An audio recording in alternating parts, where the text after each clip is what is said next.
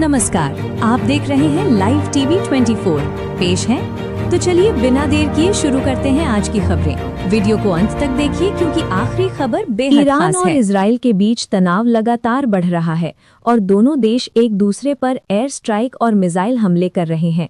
Israel ने Tehran में सैन्य ठिकानों को निशाना बनाया, जबकि ईरान ने इजराइल के शहरों पर मिसाइल और ड्रोन से हमला किया।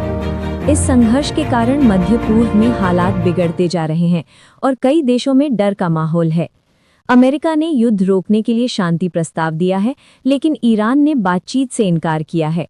इजराइल के प्रधानमंत्री ने साफ कहा है कि सैन्य कार्रवाई जारी रहेगी और पीछे हटने का कोई इरादा नहीं है। इस पूरे विवाद के कारण तेल सप्लाई और वैश्विक अर्थव्यवस्था पर भी असर पड़ रहा है।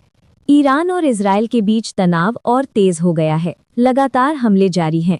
दोनों देशों ने एक दूसरे के सैन्य ठिकानों को निशाना बनाया, जिससे हालात और गंभीर हो गए हैं। कई शहरों में अलर्ट जारी किया गया है और लोगों को सुरक्षित स्थानों पर रहने की सलाह दी गई है।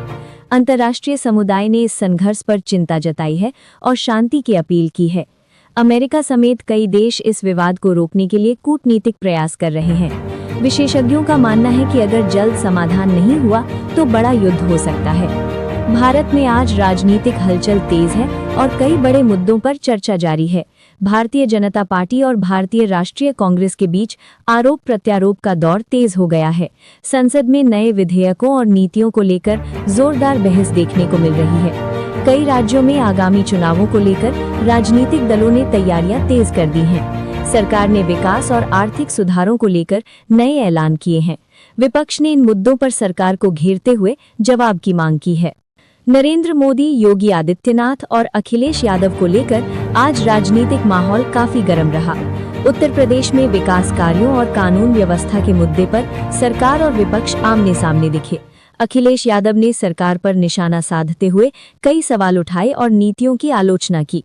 वहीं योगी आदित्यनाथ ने सरकार की उपलब्धियां गिनाते हुए जवाब दिया। नरेंद्र मोदी ने देश के विकास और योजनाओं पर जोर देते हुए समर्थन की अपील की। इस पूरे मामले को लेकर प्रदेश की राजनीति में हलचल और तेज हो गई है। नरेंद्र मोदी, योगी आदित्यनाथ और अखिलेश यादव के बीच आज बयानबाजी और तेज हो गई है। चुनावी तैयारियों को लेकर सभी दल अपनी अपनी रणनीति मजबूत करने में जुटे हैं। अखिलेश यादव ने जनता से जुड़े मुद्दों को उठाकर सरकार को घेरने की कोशिश की। योगी आदित्यनाथ ने कानून व्यवस्था और विकास को लेकर अपनी सरकार का पक्ष रखा। नरेंद्र मोदी ने देश के विकास और योजनाओं पर जोर देते हुए समर्थन की अपील की। प्रदेश की राजनीति में इसे लेकर माहौल और भी गर्म हो गया है। मध्य प्रदेश में कक्षा 5 का रिजल्ट आज जारी किया जाएगा। छात्र ऑनलाइन अपने परिणाम देख सकेंगे। मिडिल ईस्ट तनाव के बीच एयरलाइंस ने यात्रियों को एडवाइजरी दी है, फ्लाइट स्टेटस चेक करके ही एयरपोर्ट जाएं। समाजवादी पार्टी के नेता अखिलेश यादव ने यूपी सरकार पर निशाना साधते हुए कहा कि प्रदेश में शिक्षित युवाओं को रोजगार नहीं मिल रहा। उन्होंने सरकार पर भ्रष्टाचार, खराब कानून व्यवस्था और विकास में कमी का आरोप लगाया। अखिलेश ने कहा कि स्वास्थ्य और शिक्षा व्यवस्था भी कमजोर हुई है। उन्होंने दावा किया कि जनता बदलाव चाहती है और 2027 चुनाव में उनकी पार्टी मजबूत वापसी करेगी। इन बयानों से यूपी की राजनीति में बयानबाजी तेज हो गई है। मुख्यमंत्री योगी आदित्यनाथ आज बहराइच दौरे पर हैं, जहां वे विस्थापित परिवारों को जमीन और आर्थिक सहायता देंगे। सरकार 136 परिवारों को नए स्थान पर बसाने के लिए 15 लाख रुपए तक की मदद दे रही है। एक जनसभा में योगी ने विपक्ष पर जातिगत राजनीति करने का आरोप लगाया। उन्होंने कहा कि चुनाव के समय ही कुछ दल पिछड़ा दलित की बात करते हैं। इस बीच यूपी में विकास और योजनाओं को लेकर सरकार सक्रिय दिखाई दे रही है। योगी आदित्यनाथ ने कहा कि यूपी में कानून व्यवस्था पहले से मजबूत हुई है। उन्होंने दावा किया कि प्रदेश में निवेश और रोजगार के नए अवसर तेजी से बढ़ रहे हैं। सरकार इंफ्रास्ट्रक्चर और उद्योगों पर खास ध्यान दे रही है। योगी ने अधिकारियों को विकास कार्य तेजी से पूरा करने के निर्देश दिए हैं। उन्होंने कहा कि सरकार का लक्ष्य यूपी को देश का सबसे विकसित राज्य बनाना है।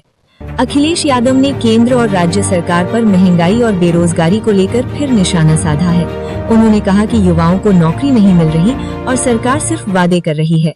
अखिलेश ने किसानों के मुद्दे को उठाते हुए एमएसपी और आय बढ़ाने की मांग की। उन्होंने आरोप लगाया कि सरकारी योजनाओं का सही फायदा जनता तक नहीं पहुंच रहा।